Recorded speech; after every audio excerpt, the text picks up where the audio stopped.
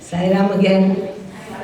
Sai Ram. I hope you have been able to participate in the wonderful seva activities that they had, and it was lovely to see the children doing their posters. And thank you for coming back. Afternoon talks are always difficult because your mind has moved away from that into some other activity, and then you have to bring yourself, and especially after a good lunch, it's even more difficult. Thank you for, I'm so sorry they made such a beautiful job with the podium, and I have it moved because I keep thinking of the people here. I should tell you a funny story about the podium actually. Some of you may have heard it. You know, at Swami's 80th birthday, I had gone in June, and Swami was in Vrindavan, and he was talking to me, and I had not gone for Swami's birthdays for many years. I didn't like the crowds and all of the cultural programs. It seemed as though it was more about the cultural programs, this is my own personal non-evolved soul kind of a situation. So I used to just go in the quiet times and have Swami's darshan and come back. So that year, which was Swami's 80th birthday year, I went in June or July, and I was in Vrindavan, and Swami was talking to me. And suddenly, out of the blue, I had not attended birthday in a long time. And you know, if you go in June or July, you invariably do attend Guru Purnima, which is just a one-day thing. So suddenly, Swami asked me, "Are you coming to birthday? Birthday Kostunava?" He asked. I'm using Telugu words on and off because I see there are a lot of Telugu people. So I thought they might enjoy Swami's words. "Are you coming?" So I was a little taken aback. I had no plans of going. But that's not a good answer. No, I'm not going to come to your birthday is not a good answer. So I said, "Me rammante vastanu." I said, "If you ask me to come, I will come." "Vaste anandanga untundi." He said, "If you come, I'll be very happy." So that set my thing. I came back to my school where I taught in a private school for 27 years as a kindergarten teacher. The same school. And usually during Swami's birthday, you know, Thanksgiving comes, and there was like an unwritten law, no teachers took that time off because it's hard to find substitute teachers. So I came back, and school started in September, and I talked to my director in the school, and I told her, you know, I will need 1 week time in November, which would include the Thanksgiving holiday, but I'm going to India. So I need just 1 week's time because I thought I could go on the 18th, 23rd, Swami's birthday is over, 24th I can be back, or 25th. That much time is up. So she said, "Geetha, you know, we don't give time off for teachers." So I said, "Well, you know, I've worked for 27 years, I've never asked it this time, but this year I need it, it's for a personal." She said, "What personal reason for 1 week you're going?" I said, "You wouldn't be able to understand if I tried to explain this, but I have to go." So she said, "No, I'm really sorry." So I said, "Okay, then this is after Labor Day, school had started." So I said, "I will give you my resignation letter tomorrow morning. I will train whichever teacher that you people hire till November 15th, and I will leave. And whoever you all hire, I will help." So she looked totally shocked, and she said, "You're going to quit your job of 27 years as a teacher in this school for the sake of 1 week's vacation?" I said, "Yes." So she had their directors meeting and this and that after a month or so. And she told them that Geetha Ram, I believe, wants to quit. She wants 1 week, but we've never given any of the teachers off. They said, "What? She's going to quit after so many years? That's really..." "Why?" She's not explaining, but she's going to quit if we don't give her. So they said, "Give her 3 weeks. So from 1 week, I got 3 weeks vacation. So Swami's words, "Anandanga untundi vaste." He said, "If you come, I'll be very happy." I was very happy. "Swami, I can make you happy in some very small by being present." So I arrived there on the 18th of November. As soon as I went to our room, the lady next door said, "Oh, those Sevadar people have come like 4 times in the past 4 days. Has Geetha come? Has Mrs. Geetha come? Mrs. Geetha come? I believe one of the organizers want to see you." One of Swami's relatives actually, Chaitanya Raju. So somebody had given some small thing, that package or something to give her, so from Bangalore. So I went to meet her and she said, "Oh, thank goodness you're here." So I said, "Oh, I'm sorry, I just came yesterday. Here's your package. Is that why you had sent word?" She said, No. Swami has asked you to, Swami has asked you to speak. She said, so I said, when? She said, "Oh, tomorrow, she said." So I said, "This is 18th. So I said, "Oh, they have the Punjabi canteen there in Puttaparthi, and they always have talks there for, these people who come from foreign countries, or anybody who comes from other countries or abroad or whoever. They have some talks there." So I thought she meant that. And I said, "In the Punjabi canteen, in the evening, Swami's birthday, the Ladies' Day program will go until 6:37. Who will come for that talk?" So she said, no, it's tomorrow, she said. I said, "Yes, but who will come in the evening? I mean, if you want me to speak, I will speak after the program, but it's going to be a very long day." She said, "Geetha, in which planet are you? I am talking about tomorrow morning, Ladies' Day program. Swami wants you." Again I said, "Where?"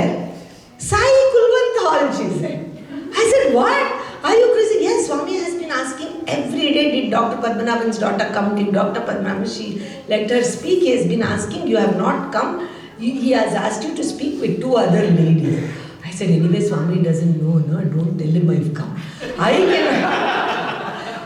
I cannot speak for Swami's 80th birthday. Lakhs of people are sitting there in that Sai Kulwant. I cannot speak to them. What is it?" She said, "What are you saying? It is 8 o'clock in the night now. You want me to send word to Swami saying Geetha is here, but she wants you to think she's not here." So anyway, I spent a whole Shivaratri night in absolute petrified, what am I going to speak? And I called my husband Mohanram. He was in the US. And I called him and I said, "What shall I do? What shall I do? Swami has asked me to speak. I will tomorrow. This lady is telling me I don't know what to do." My husband, that'll be another retreat we'll talk about. My Swami got me married to my husband Mohanram.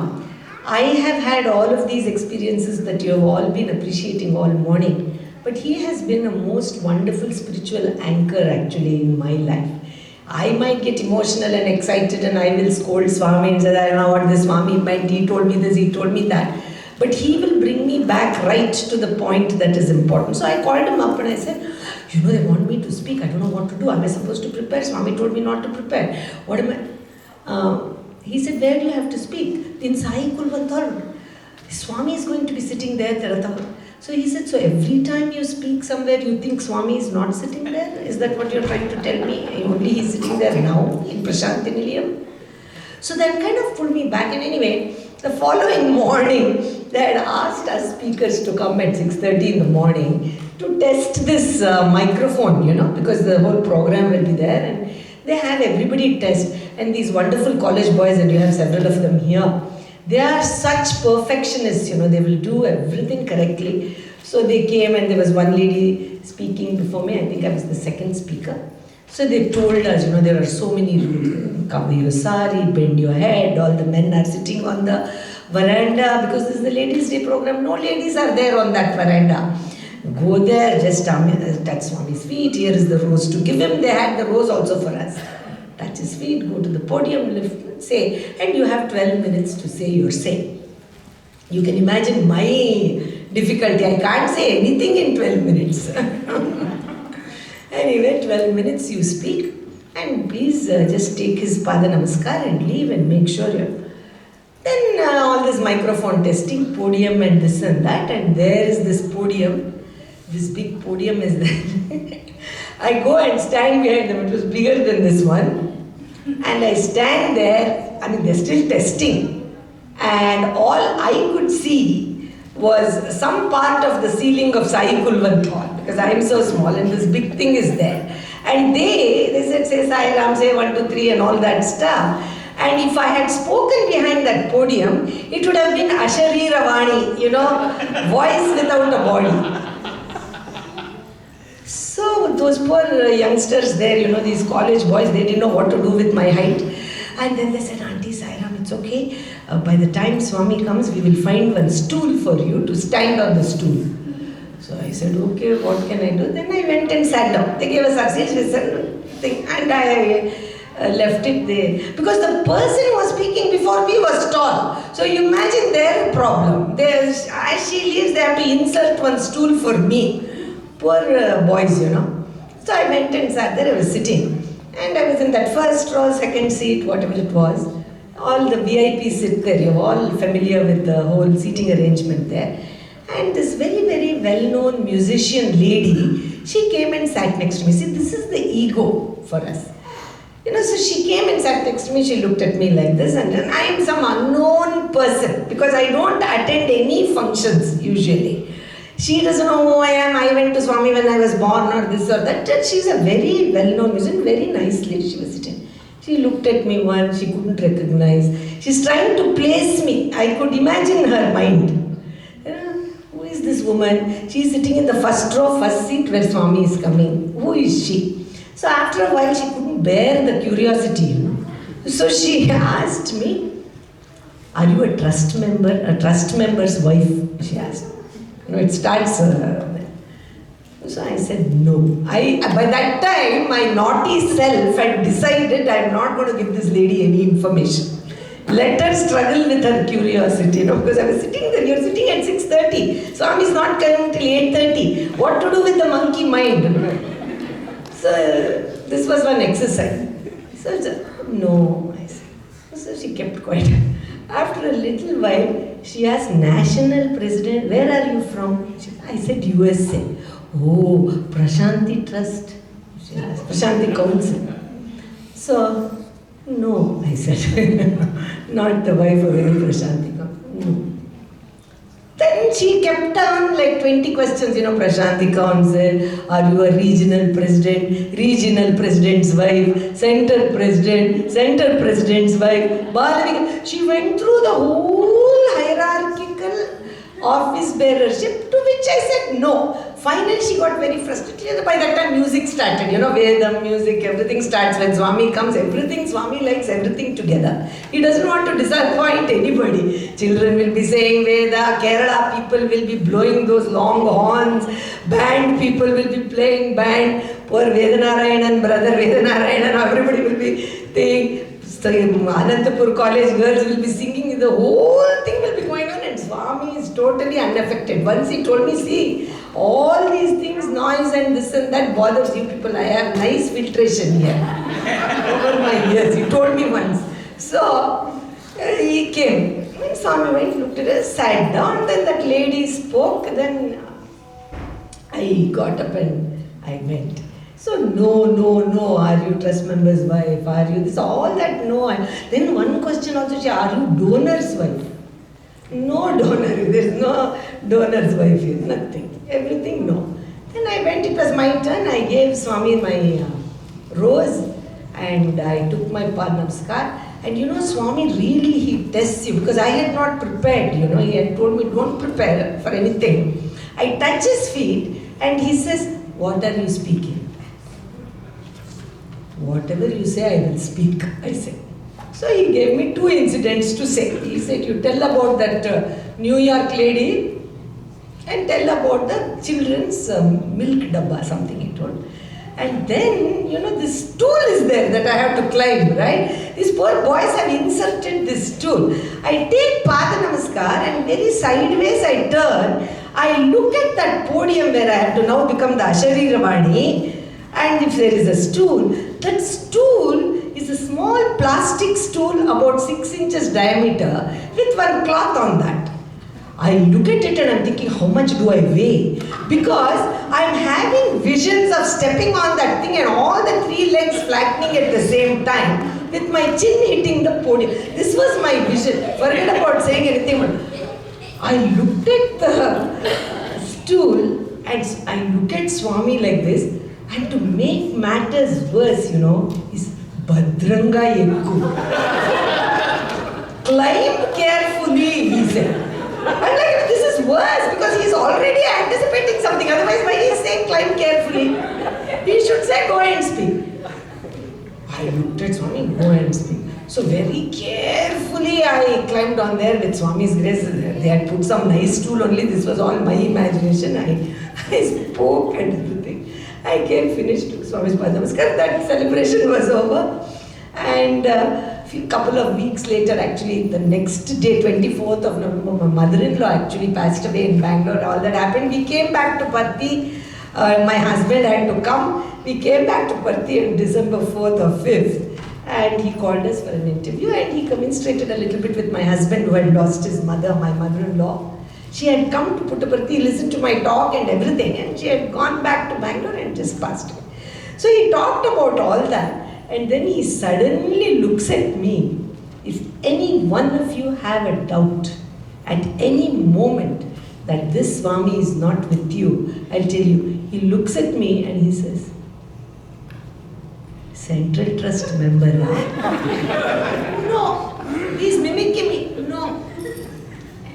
Where are you from? USA. Prashanti Council vada wife? No. Regional president? No. The whole conversation with this musician, where I am, so he gave me one on my cheek. That poor lady was so curious to know who was there. Why didn't you tell her? So Swami allowed me some liberty. And I said, Swami, one day, because I carry your glory, I got first seat, first row, Swami. I wanted to enjoy. Why should I tell her all these things? I wanted to enjoy. Let her figure out who I am. So, brothers and sisters, the whole conversation, Prashanti Council, no. Regional president, no. Samiti member, no. Annitku no. Papa Mama, that poor lady. So and then he told me, you spoke nicely. I said, Swami, 12 minutes. I don't know how I spoke. You told me to do 2 incidents. He said, 2 incidents, you have spoken in 12 minutes. After later, when Radio Sai sent me the DVD of those days, it was exactly 12 minutes I had stopped. I don't know how I did it, but I had spoken. So that incident happened with the podium. So every time there is a podium which is taller than me, Swami makes me say this particular incident, and we go from there. So this is Swami in every aspect. If we bring him into our life, whether we have seen him or not is not the important thing. Either how we connect to him is what is important. I was just thinking, actually, I'm very, very humbled by the fact that there are so many people here who had not been able to see Swami physically. It is, and when they ask, what do we do or how do we develop faith? All of you, whoever it is, who has not seen his physical form, have only come because you already have a spiritual baggage. You have had past lives of some spiritual connection. You did not see Rama or Krishna or Jesus or whoever, but yet that spiritual connection has brought you to a spiritual organization. That is one thing. The second thing is, I honestly must say I am really humbled, because it is easy to believe something that you have seen. But it is much more difficult to develop faith on something that you have not seen. And if you have been able to do that, it only means that Swami thought you were special enough to pick you from the crowd and make you a part of his mission.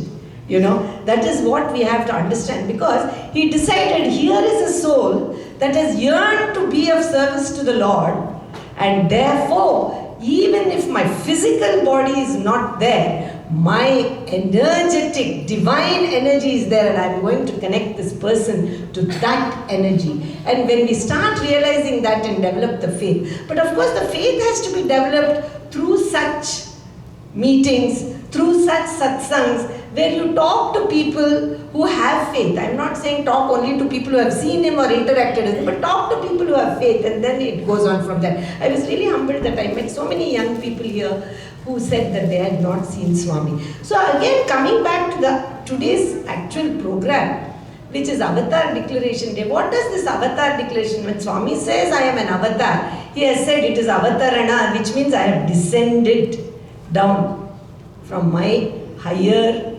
energy. I have descended down to be like you, so that you can understand me. And Swami many times in his discourses has said, if I come with Shanku and Chakra and Gada and Padma, you'll put me in a museum, charge money and make money out of that.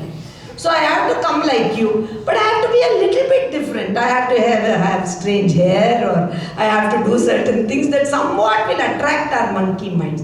So he comes down. But why, Swami, do you have to come down? Is there no other way? This was a question I had asked him many years ago when I was a guru. And he said, so that I can bring you up. I come down so that I can bring you up. So he brings us up, he says. So bringing us up to what? So if you think about it, Swami's love that he has shown, we have all been talking since morning and through the Seva, that infinite love, that he has shown day after day after day. If we are able to imbibe that and at least show it to a few people, then we are somewhat ascending. If we are able now, just now brother spoke about, all the three brothers actually spoke about so many seva activities, service activities. So Swami did nothing but service every moment of his life. If we can just participate a little bit in that and become like him, we have ascended somewhere. I want to tell you, Swami, even in his personal life, he was so disciplined. Every moment, who has the courage to tell anybody, my life is my message? None of us have the courage to say that. But Swami was able to say that. I want to share with you all an incident, even as to how to be a guest in somebody's house. He used to come and stay in our house. In the old days, there was no Vrindavan building. Sometimes he used to stay in our house. In later years, it was my grandfather, my grand-uncle, my grandfather's elder brother who started the Akhanda Bhajans, which we all do now as global bhajans. His name was Sheshagiri Rao. You would have read in the Satyam Shivam Sundaram. He was also the first priest in Prashanti Nilayam in the old days. So he started the Akhanda Bhajan with all my aunts and everybody. It started as a family program. So as the years went by, Swami used to come and stay in my parents' home for those 3 days. We used to do it from Thursday morning to Friday morning, because those were the dates that Swami would give, and they would start on a Thursday morning. So Swami would come on Wednesday from Puttaparthi or from Vrindavan and stay in our house, so that Thursday morning he would come to the Akhanda Bhajan hall so that he could light the lamps. So later years he started to come on Thursday, but for many years he used to come on Wednesday. Thursday and Friday it would finish with the Abhishekam and Aarti and Swami's discourse. Friday morning they would start after Rahu Kalam on Thursday, end on Friday. And Friday, all these aunts were all very traditional people. They won't send Swami home on Friday. They will say, you are Mahalakshmi, our mother. You have come to our house. Friday we are not going to send you. So they will keep Friday, Swami on Friday also. Only on Saturday Swami would go. So he would stay for 3 days. And we would all be in the house. My parents and some older aunts would be there, so that the food would be cooked properly for Swami, taken care of and everything.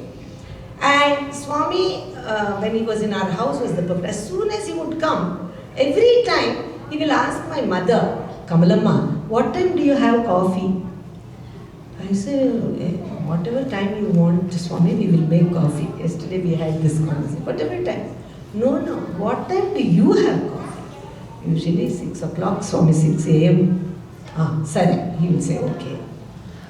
And believe it or not, brothers and sisters, his bedroom door would only open at 6 o'clock. We would see that the light was on. We know that Swami is awake, but his room door would only be opened at 6 o'clock, because he wanted to be the perfect guest. He did not want to come too early and sit there in the living room and have everybody in a chaos. When Swami is there, everybody is in this high stress level. No. So 6 o'clock. Then, once I remember, my father, Swami said there was something to be taken to the hall, because he used to come on Wednesday. All these arrangements had to be made, and my father would go up and down after bringing Swami to the hall where the bhajan would be. Swami would stay home. So one particular, that Wednesday morning, I think, or Tuesday itself, he had come from Parthi. He was in our house, and the water was taken for his bath, his hot water and everything was, my father had taken it in, and my father went, Swami finished his breakfast and he was in the room for a few minutes, and he said, I'm going to speak to somebody in the other room. So my mother mistakenly thought that Swami has gone to the other room, so she went in the room to quickly maybe spread the bedspread, put a new towel or something, because Swami has finished. When he went there, she said, come with me quickly, we have to do before Swami comes back in the room, let us put a new towel. And there was Swami on his knees with his Turkish towel, just wiping the floor. You know, the Indian bathrooms, they get wet, unlike the bathrooms here. But you, Swami, what are you doing, Swami? What are you? My mother was completely agitated. Swami got up and he gave her the towel. You dry it, he said, and took the other towel that my mother had done and put it. He said, why are you getting so worked up? Why are you, Swami, mopping this floor like this? We are all here, we do. He said, well, whatever work I have done, I must complete that task. I took a bath, I must wipe the bath. So I remember this so clearly, that Swami, everything that he did, we learned something. That is why he is able to say, my life is my message. So coming back to these seva activities, he always, one of you showed a picture of Swami serving food. One of the center members, they just showed. And it just triggered a memory for me. It was during one of the Navaratris. And all of you are familiar. The road that goes to the stadium, over the hill in Puttaparthi, where these youngsters all go back to the school, hostel and all that. The old Veda Pathashala used to be there in Puttaparthi. And actually that is the first educational institution that Swami started, the Veda Pathashala. So the Veda Pathashala, old times, in the 60s used to be there. And Swami started the Jnana Yajna during Dasara festival. And all these very famous Ritviks from Andhra and Karnataka and even other parts of India used to come to take part in it. And every single day, Swami used to do feeding for all of these poor people in the surrounding villages. Hundreds of them would come. They know that during Navaratri, Swami will give food. So hundreds of people would come from the surrounding villages. So in this Veda Pathashala kitchen, the food would be cooked by all our relatives and other people. They would cook the food. Huge drums, I must say, of food would be cooked. Sambar and bisibelabat, whatever it was, it used to be cooked. And Swami would do Narayana Seva every single day for 9 days. So, and I cannot forget the image which I saw in this picture where Swami is bending. He would bend, serve, straighten, bend and serve, bend and serve. Hundreds of people. It would start around 11 o'clock after Arati, after the Navaratri Arati. It would go until 2 o'clock. Very, very hot in Puttaparthi. Feet would be burning there. Swami is not wearing any footwear. Nobody is wearing footwear. There would be lines and lines of these villagers. And Swami would be bending, serving, hours together. Swami would not have had lunch also. That is seva. If we are trying to do seva, we have to remember that image of Swami bending. So many. Even when all my uncles and others who were very, very protective, older than Swami, they would say, Swami, you go and have lunch. We will complete the Narayan seva. We will do. He said, no, still see, they are all there. He would himself personally serve for many, many years. And we would all be kids, we would be doing, because there was a small group and mostly family members, this very strict division was not there. So we would all be there, kids, and those round leaves you get, which they serve food in India. Those leaves we would quickly put it and put all the cups, what you call donna in Telugu, that leaf cups. We would put it and Swami would go on serving. And we would remove that, they would get up and go, and then a new row would be put. Swami would give them clothes and all. So one particular Navaratri, I remember, I must have been 11, 12 years old. My cousins, we were all used to stand on the side, waiting for Swami's instruction. The serving, the buckets would be carried by the men. Swami was going on serving, and there was one mother with a small child, maybe 1.5 years or something, sitting in her lap. And Swami served, it was a rice, some mixed rice. Obviously that small child can't eat. So he turned to one of us, he called us. So how when we think Swami is physically present, we forget that he is there. We all ran, 20 of us, something. Swami is asking, we want to show, we want to do a lot of seva there. So we all ran. Swami said, "Ee pillaku paal తీసుకురండి." He said, because this child cannot eat the rice. Go and bring milk. So 20 of us ran to bring 1 cup of milk. So we went to that Pathshala there. You know, this milk is always boiling there. These Rutviks also want coffee all the time. The people who are cooking also want coffee all the time. Everybody wants. So they used to have a big cauldron over there boiling milk all the time. So we asked, somebody gave us some milk in one small jug kind of a thing. One of the more exuberant one got it. All of us ran. We want to show Swami, no, we are doing so much seva. So 20 of us with 1 glass of milk, and by that time Swami has served and gone forward about 50-20 people, maybe till that door he has gone. He is not looking backwards or anything. We came, we want to show how much seva we do, we want to give the milk. From that distance, Swami said, "Apo," he said, "stop." Just what wrong with you? So quickly Swami used to walk in those, so fast. I remember he came back. He said, "Ekkada paalu?" This is Swami, we are giving the milk, Swami. He said, "Have you seen the temperature of the milk? How hot it is? If that 1-year-old baby drinks that milk, it will burn the tongue. Burn the tongue." And I cannot, brothers and sisters, forget that. Go and bring 1 cup, he said. And Swami, in that hot sun, the Narayan Seva would be done under that banyan tree where the Ganesha is actually. No Ganesha at that time. From 1 cup to the other, 1 cup to the other, went on pouring the milk for 2 or 3 minutes till the temperature of the milk came down. And then, Tagu, he said, he gave it to the told to us. It's not just doing the seva any way you like. Seva means, does not mean you have got and they don't have, just give it. No. You have to see the need of the person. The child is 1 year old. You are giving boiling hot milk to that child. When you do seva, you must do seva in the way that is useful to the person that you are doing seva.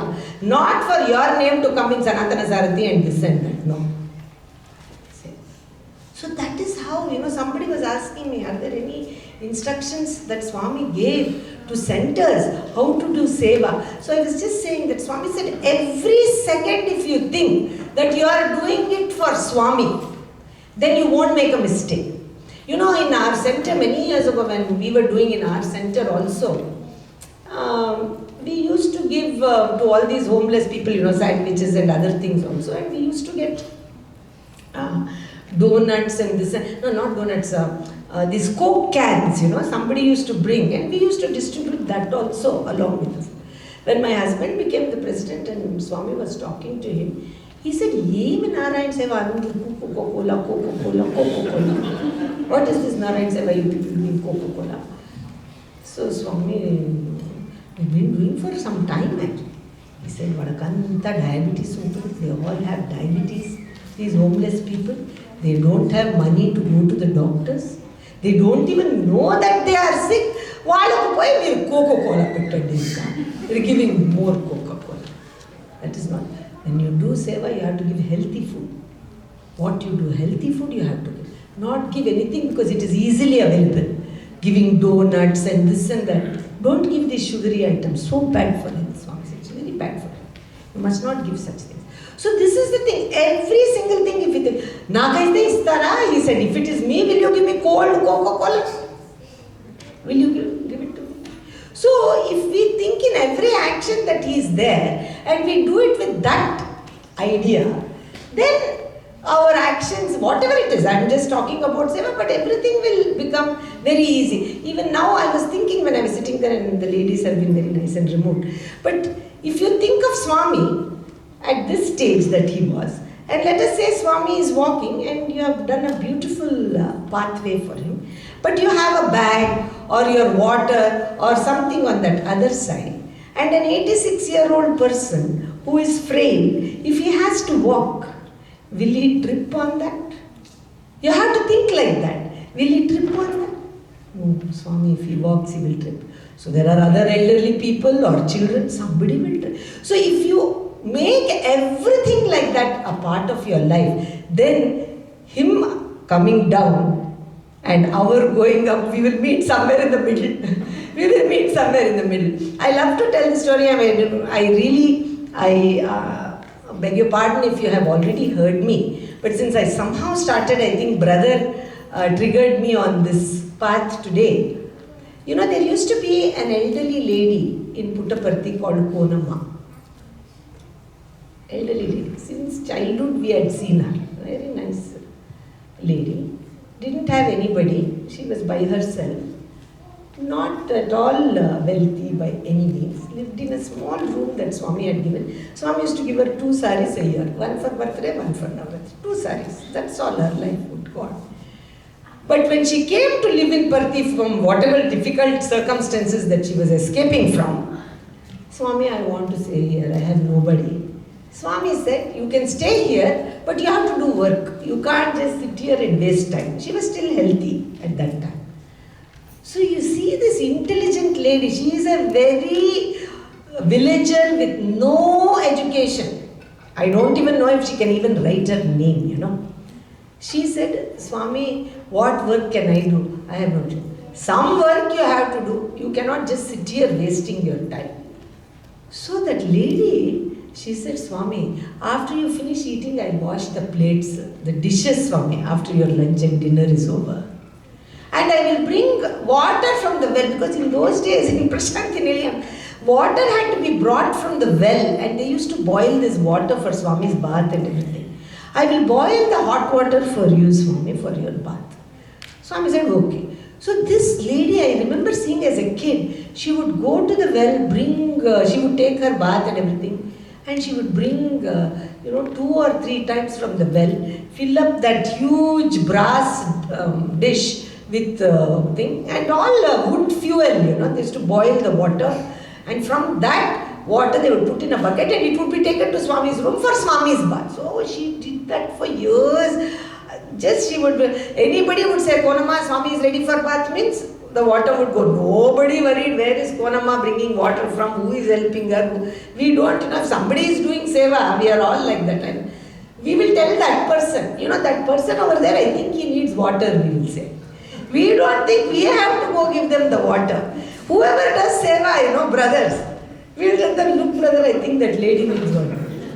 So these are like that, we are like that. So everybody, we were also part of it. Konamma, Swami's room light is on, I think he will need water for bath. Nobody asked her, do you want us to carry the water, where did you bring the water, how many things did you get from the well, nothing. So she was doing this for him, and then very smartly, after Swami's food, after breakfast, after lunch, after dinner, Swami's plate, she will take. Swami hardly eats, 1 spoon he will eat. So, Konamma, no, this he will say, go and eat it and wash the plate. Every day, 3 times a day, she is getting the prasadam. Look at her nice job, right? Swami put 1 piece of pakoda in his mouth, rest is yours. So like that, we would all be behind the Konamma. Because Swami gets nice sweets and all from other devotees, which he doesn't eat. So forget about helping Konamma wash the dish. We are behind her because she will distribute the sweets to us afterward. So like this life was going on. Many years went by, she became very old also, frail also. One day we went to Puttaparthi, my parents, myself and my brother. And bhajan got finished in Prashanti Nilayam.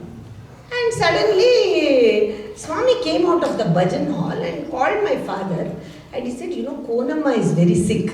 That time, just the general hospital was a very basic hospital. She is very sick. You take her to Bangalore, she needs to go to the hospital, Swami said. My father said, when you go right now, after bhajan, you go, Swami said. So we said, okay, so very quickly we got ready and got everything, that South Prashanti building that you all see. At that time there were only 8 rooms there. So we were in one of the rooms. So the room was so small. Our suitcases used to be in the room, we used to be outside. That's how small the room. And one stove there to cook. And we used to sleep under the eucalyptus tree. And Swami will come on the balcony and talk to us from there. So he said, you get ready and you go. So my father came and told my mother, let us go to Bangalore, we have to take Konamma. My father had a small car. Then everything, my mother quickly started to pack and we have to go and bring Konamma from that other room.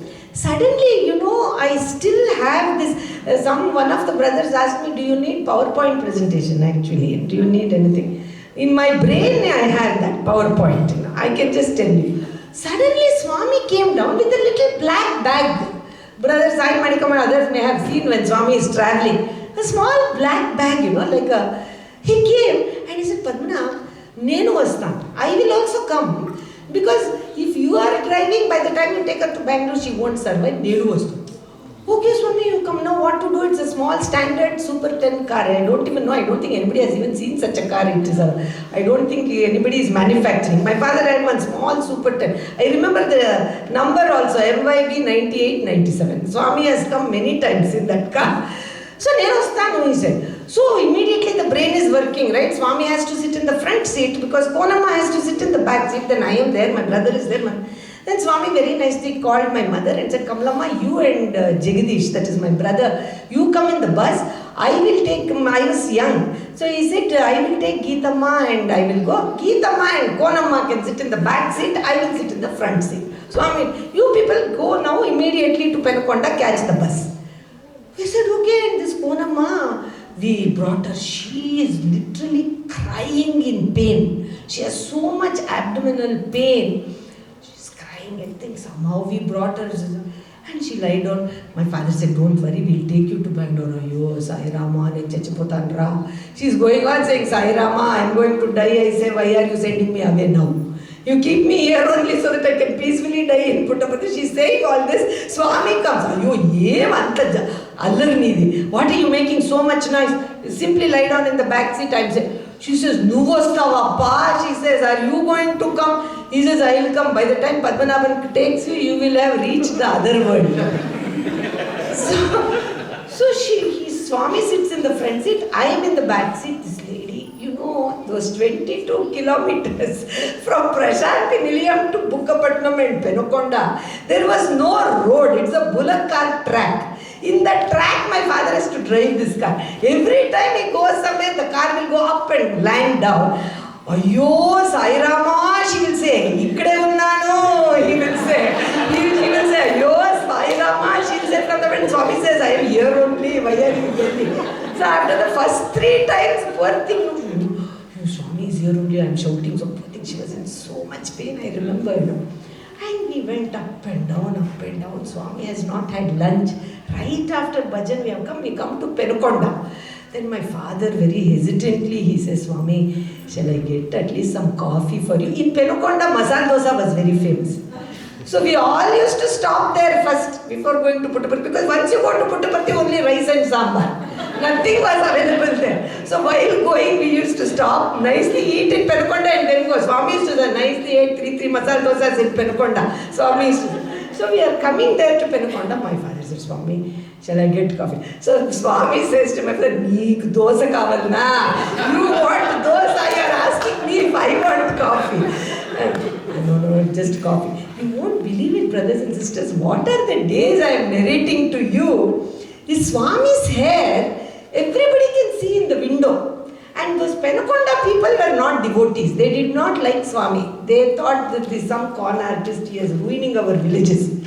So, my father has to stop the car. There was a bus stand there, and there is like a dhaba, what we call, small, this chai hotel, small. I don't know how we used to drink there if I think about it now. So dark, dirty, smoke, fuel smoke. But we had the best dosas there. Anyway, my father, he has to go and bring it. He has to park the car near the bus stand. If people see his hair, they'll start banging on the windows. They'll start throwing stones. So my father used to have this... with the dhoti we keep that Angavastram, what we call.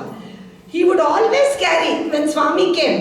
So he will open it and tie a scarf on Swami so that his hair will not be seen by anybody. Swami, Tirugandi Swami, turn Swami, I'll tie it. Yenduku Padmanabh, why? Swami Radu Kodta. They'll throw stones.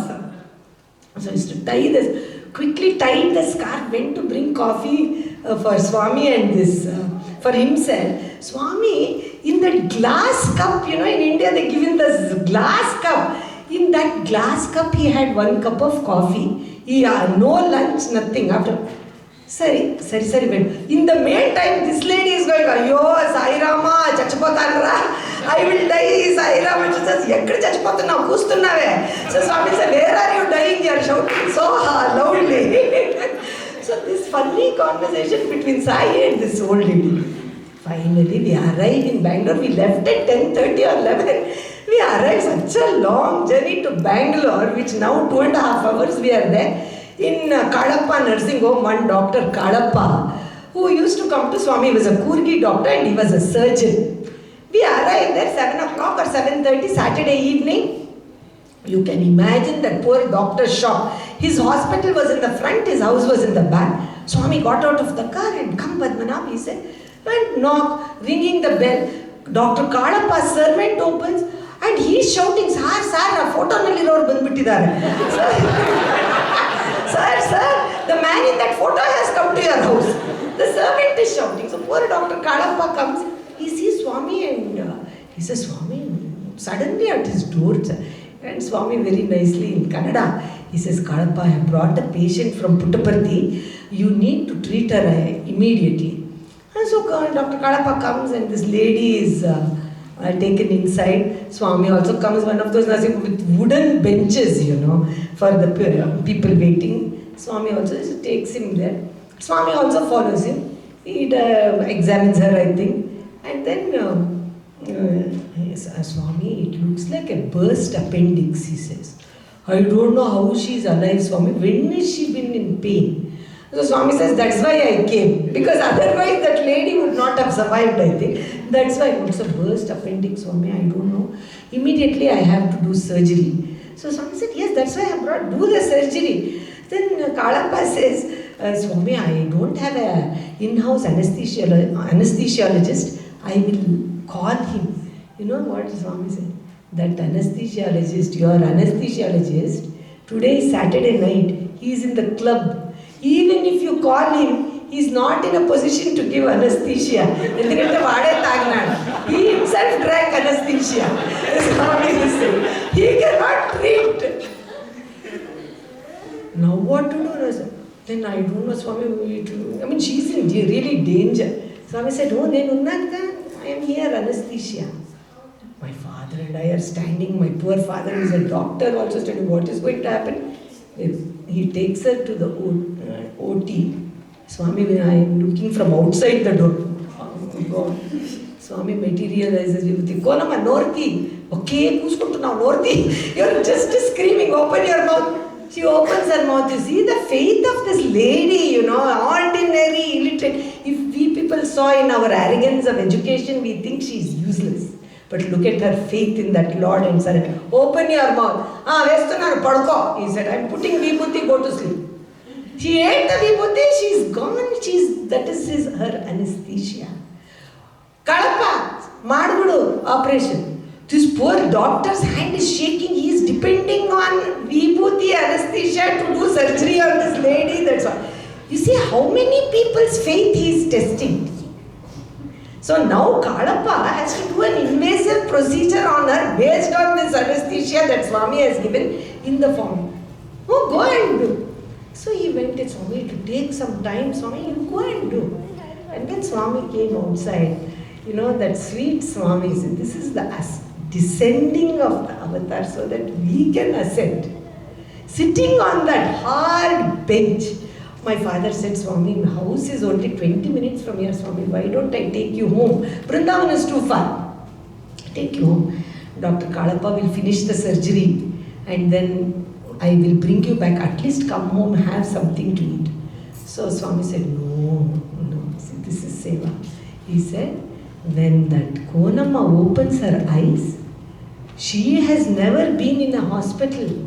All these bright lights of the surgery, that OT, operation theatre, this whole atmosphere for an illiterate lady from the village, it looks like she has gone to Narakam. She will think she has already reached Yamadharmaraya. When she sees all this, if I am there, she will be okay. 1.5 hours or 2 hours, Swami sat on that hard wooden bench. I am there going and saying, is it over, is it over? My father is there wondering, is it really over? What is happening inside? After about 1.5 hours, Dr. Kalappa comes, with his gown and everything. And Swami's surgery is over. But she's still sleeping. Swami, padko, he said, go to sleep, he told her. Swami said. He goes in the room, we are outside this operation theatre. Konama, layye. Get up, he says. She opens, Sai Rama, she says. Familiar face of her life. 35 years in Prashanti Nilayam with no family, no son, no daughter-in-law, no grandchild. She didn't have anybody. Should I point you are okay now? Dr. Kalappa has looked after her. Now you take some rest. I will also go and come in the morning. And then, don't get scared. They hospital. It's just a hospital. Don't get scared. I'll come in the morning. So this big thing is over. This is Seva. He has brought this old lady here and now he has to come to our house. Remember, my mother and brother are on that bus in Penukonda. There is nobody in the house. We have to go into the house. And my father has the keys. We entered our house. Swami, myself, who is 10 years old, and my father. We are coming. My father belongs to the old Indian generation of men. Only when he was building the house in the plan, he knows where the kitchen is. After building it, he has never entered. Kamalu, neel tiskora, Kamalu, bring water, Kamalu, bring coffee, Kamalu, bring this. He's an old age gentleman. No? So he comes. Now where is the food? In those days there were no restaurants and nobody would dream of bringing food from a restaurant for Swami.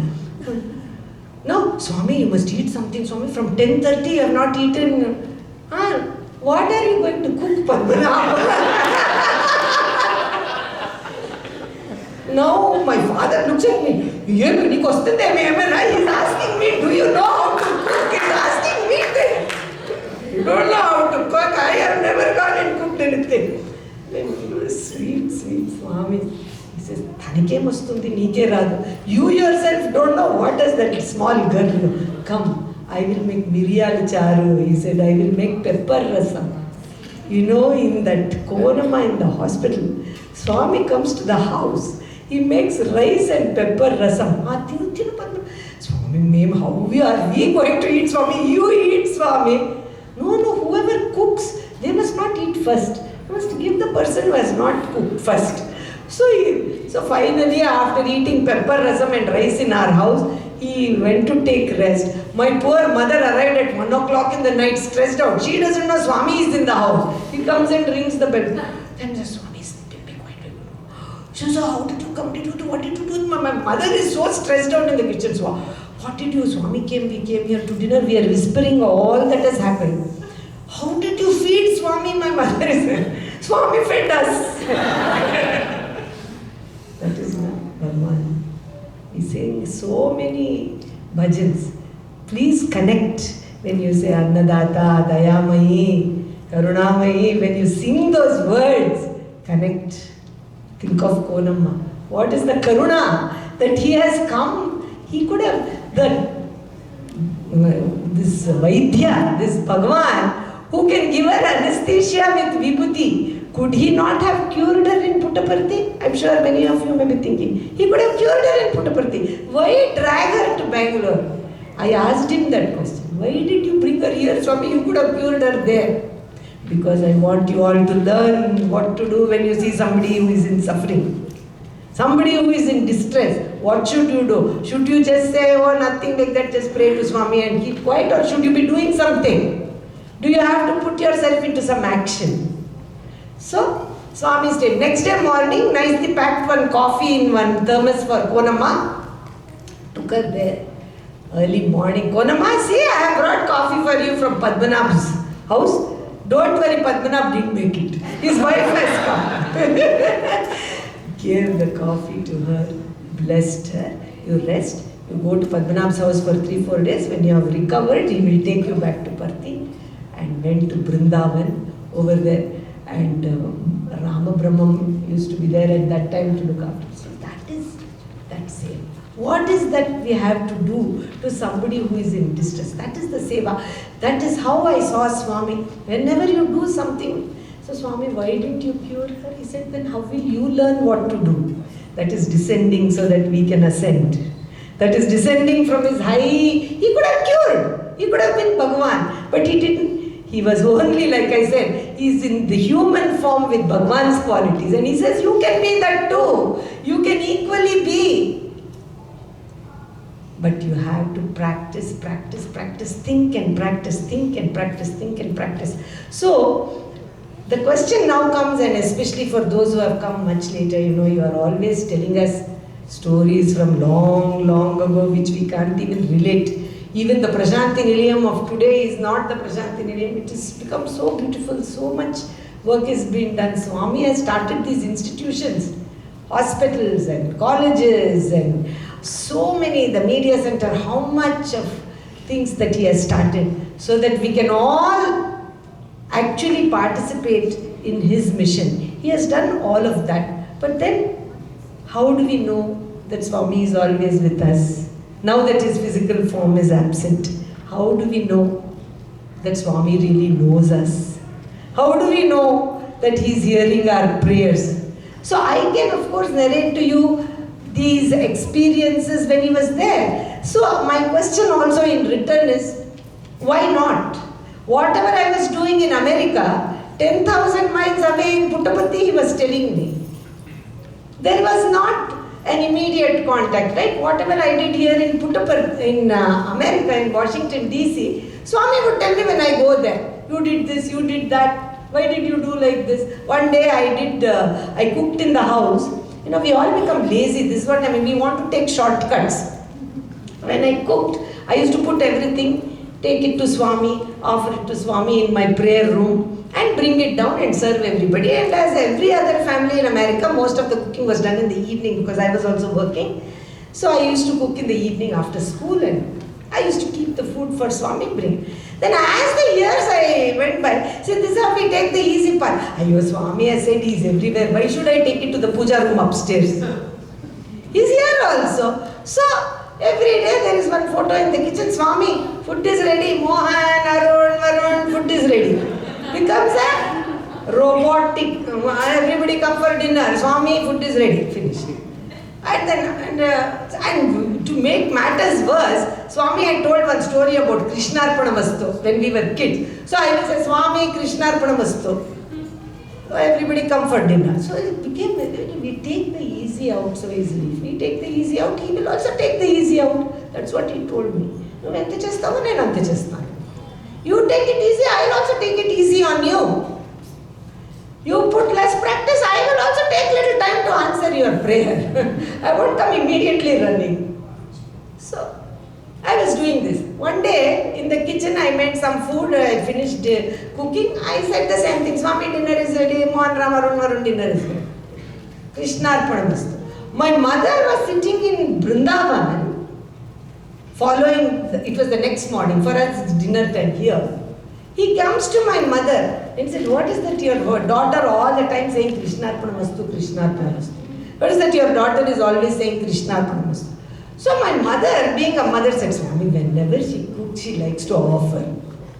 Yes, yesterday nothing. Without thinking, she has cooked no salt in the sambar. Krishnarpanamastu, she told her that then she gave to her family members. Krishnarpanamastu, she's not even thinking, talking on the phone and cooking. So my mother called me and she said, yesterday's sambar, did you put salt? I said, oh my God, only my husband and children, already my husband called and complained about me. Is it? I didn't put the salt. She said, your husband didn't complain, Bhagwan complained. You are saying Krishnarpanamastu to him with no salt and giving it to your family. So, he was not there physically present. He was in Vrindavan. So what is the difference now? Then also I couldn't see him. I was in Washington DC, he was in Vrindavan. Now also I am not seeing his physical form. He knows what we are doing. So we need not doubt that. It is not the question of distance, it is the distance of the heart that is there for us. That is why we don't recognize him, because our heart has distance. If we don't have distance, he will be there. If we make him a part of our heart, he will be there. In everything you will see him. So this was going on like this, these seva activities. So I want to tell you one last thing. 4:40, 59, Brother Girish. 5 more minutes? May I take 5 more minutes of your time? I just finished this. In 2013, so immediately calculate, Swami left us all physical presence in 2011. 2013, I went to Chicago to give a talk. It was in winter, January, New Year they had invited me. And I had gone there to give a talk, and one of the brothers, the whole program was on Sunday. So my flight back to Washington DC was on Monday morning, and one of the brothers, and it's a working day, so he said my flight was about 10:30 or 11. So he said, is it okay if I drop you off by about 8:30? Because he had some very important meeting that he had to go to. Is it okay? I said, no problem, drop me off at the airport at 8:30. I will have a cup of coffee, read or something, don't worry about me. And so he dropped me off at the airport. And I was sitting there, and they had given me some big picture of Chicago skyline. It was a very heavy thing, for me to carry with and I had a frozen shoulder also at that time. So it was very hard for me with my hand baggage and this, but I was just, he helped me till there, and then he went away. I was sitting. After about 45 minutes or 1 hour, it said flight is cancelled to Baltimore. All flights to Baltimore cancelled due to bad weather. And it was not in Chicago actually. The bad weather was in Baltimore. I had to travel to Baltimore. So I looked at it and I said, and then slowly all of the flights going down, because everybody started to stand in a line to see if they could get on another flight. So I called my husband and I said, all the flights are cancelled. So he said, just stay back there, you call him up, go back to the devotee's house, just stay there. I kept calling both of them. See, these are all lessons. Though Swami has taught me, sometimes I have made mistake. I only had the number of that gentleman and his wife, actually, with whom I had stayed. I called and called, both of them didn't pick up the phone. So I thought it's okay. I'm in the airport, they'll pick up. I kept trying on and on. Nothing, finally. And I said, oh boy, now what am I going to do? Then I called my husband again. He said, just go to a hotel nearby and stay there overnight and see if you can get on the next flight. So I was just thinking about that. I was standing in the line and I came up to the counter. I said, is there any flight going to either Dulles in Virginia or to Reagan in DC? They said, no, we don't have any flights. And as I was standing in the corner, my phone rang. And a very good friend of mine from Washington DC, she called.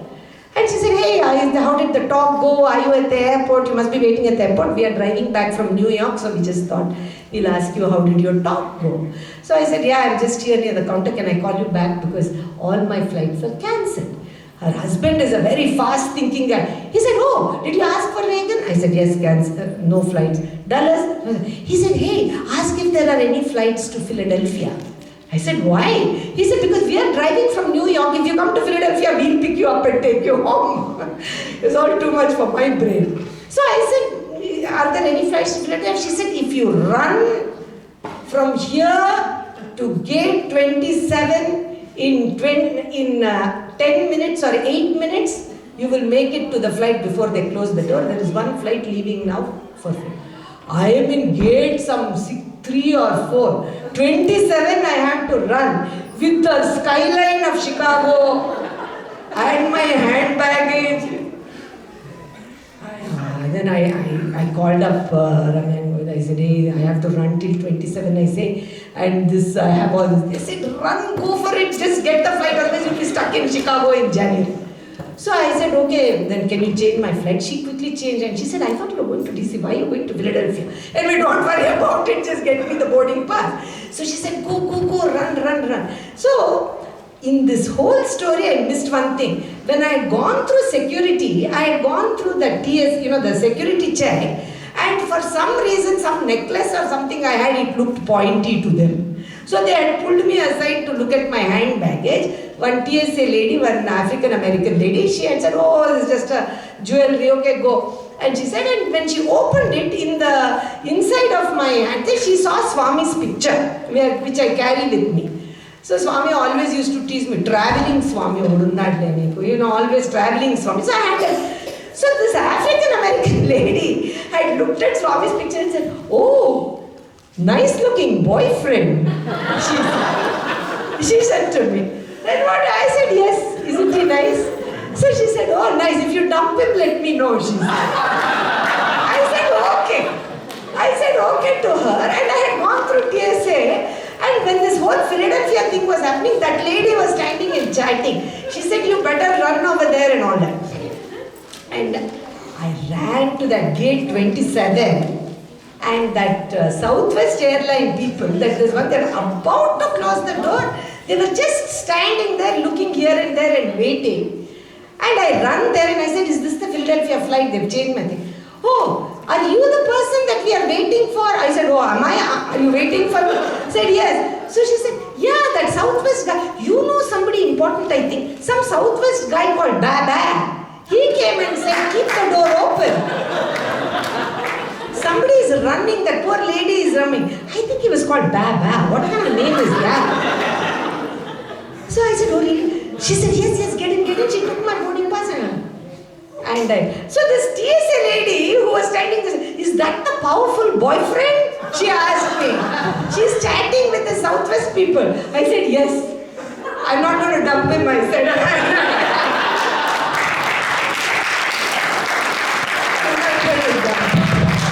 Brothers and sisters, don't dump him. If you concentrate him, this is in 2013, long after Swami left his physical. You do my work, I will do your work, he told me once. Na pani no chain, ni pani nechesna. You do my work, I will do your work. So if we hang on to him and keep him in our hearts and our minds, and remember that every action we do is we are doing it for him.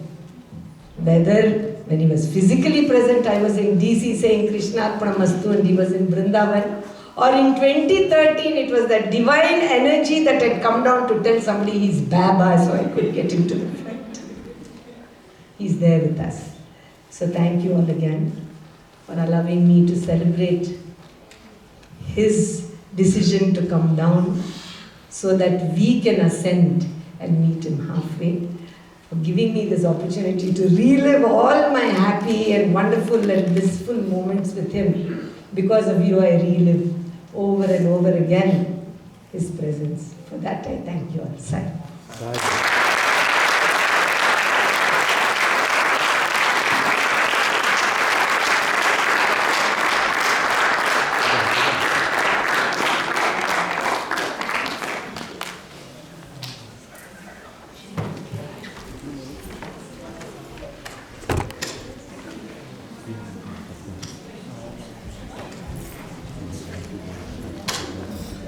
Om Shri Sai Ram.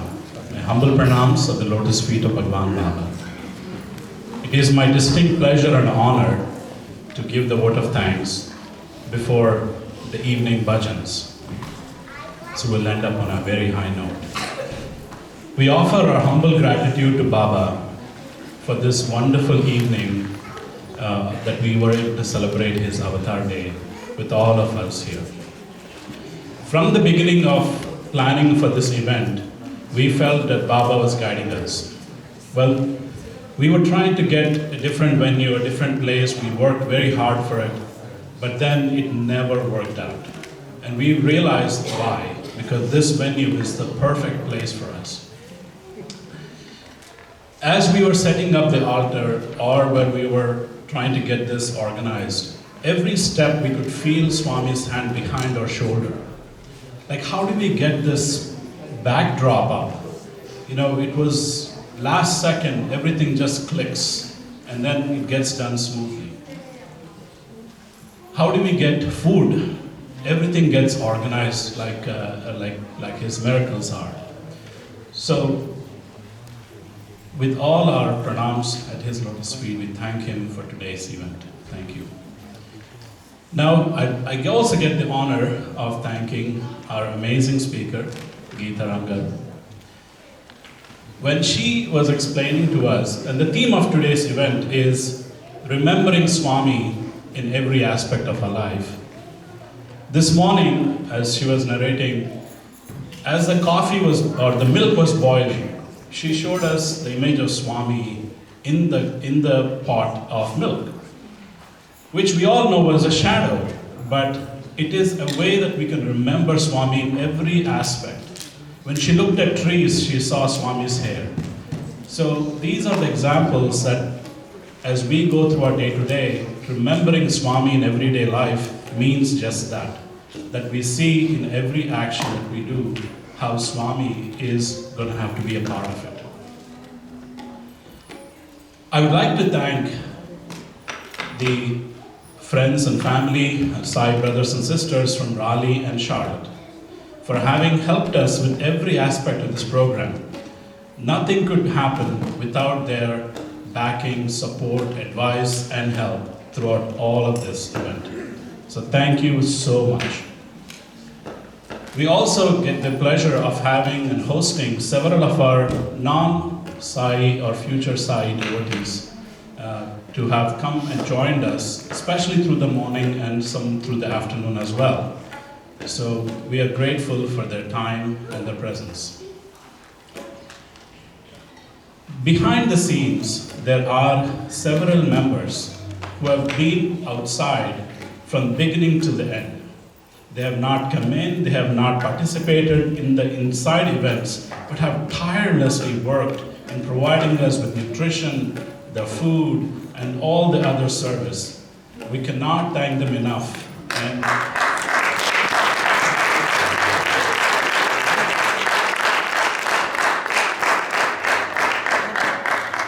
I'm certain that Swami is what they were thinking in their minds as they were doing this food, which was absolutely delicious with all their love that they put into it.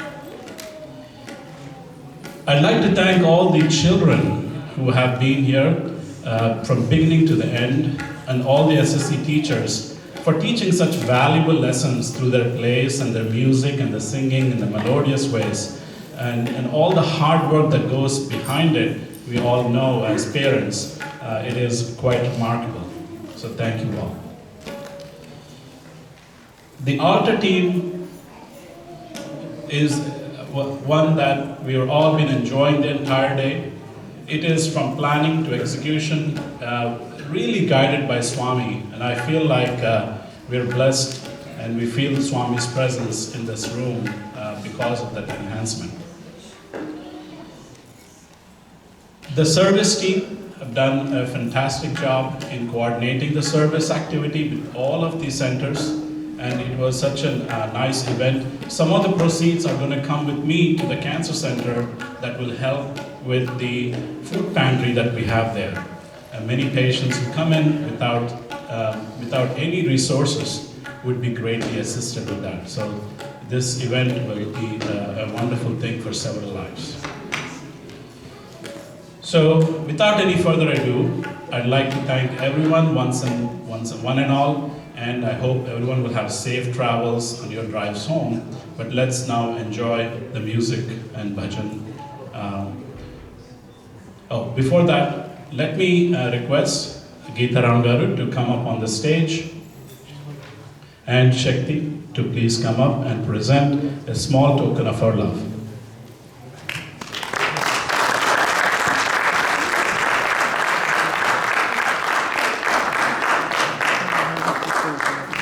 As big as the Chicago.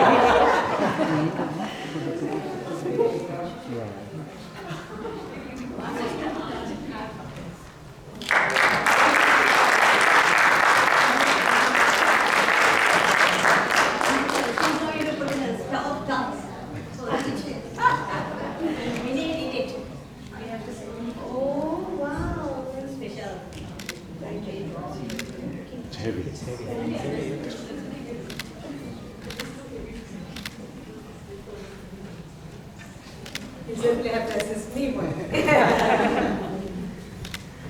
Thank you all.